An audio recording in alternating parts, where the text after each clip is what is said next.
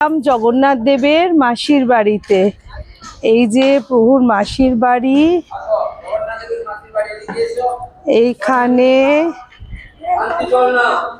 রাধা কৃষ্ণ আছেন। এই যে রাধা কৃষ্ণ অধিষ্ঠিত, নারায়ণ শিলাও আছে। জগন্নাথ দেবের মাসির বাড়ি। রথের সময়, রথের দিন থেকে এখানে জগন্নাথ দেব আসেন। জগন্নাথ, বলরাম, সুভদ্রা মাসির বাড়িতে থাকেন। মহাসমারোহে পূজা পদ্ধতি, যাগযজ্ঞ ইত্যাদি চলে। প্রসাদ বিতরণ শুরু হয়। দশমীর দিন প্রসাদ বিতরণ করেই জগন্নাথ দেব রথে উঠেন। এখানে প্রত্যেক দিন নিত্য ভোগ হয়। ভোগ বলতে আমাদের বালিভোগ, ফল মূল, মিষ্টি, চিড়া, বাতাসা ইত্যাদি ইত্যাদি দেওয়া হয়। আর রথের সময় এখানে খুব সমারোহ হয়। পিছনে ব্যারিকেডের মধ্যে রথ থাকে। সকাল সন্ধ্যা দুবেলায় পূজা পদ্ধতি চলে, বুঝছেন। আপনাদের উপর বর্ষণ করুক। করুণার হাত থেকে আমরা সবাই রক্ষা পেয়েছি। ভগবান পরম করুণাময়, সকলকে সুস্থ রাখুন, দেশকে সুস্থ রাখুন, দেশকে বাঁচান। উনি ছাড়া আর কেউ নেই আমাদের। এই যে মাসির বাড়ি, মাসির বাড়ির পাশেই আরেকটি জগন্নাথ দেবের মন্দির আছে। এই মন্দিরের কথা আমরা অনেকেই জানি।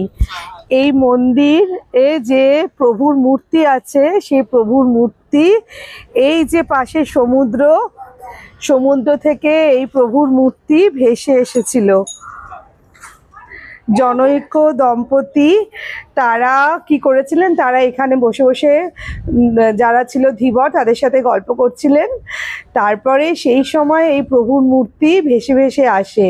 ওনারা ওই ধীবরদের চেষ্টাতেই এই মূর্তি উদ্ধার করেন এবং উদ্ধার করে এইখানে শ্রী শ্রী জগন্নাথ দেবের মূর্তি এখানেই এই মন্দিরেই স্থাপন করেন। এটা আমরা সবাই জানি। কিন্তু ঠিক এর পাশেই এখন দেখা যাচ্ছে নতুন জগন্নাথ মূর্তি হওয়ার পরে এই যে গঙ্গা মায়ের মূর্তি রয়েছে এখানটায় স্থাপন করা হয়েছে। মা কালী এবং বাবা লোকনাথেরও মূর্তি রয়েছে, তাদেরও মহাসমারোহে রোজ পুজো হয়। কি সুন্দর মন্দিরটা, মন ভরে যায় সত্যি। আর তার পাশে এই যে সমুদ্র, এইখানে তো বসে বসে সময় কেটে যাবে। এই যে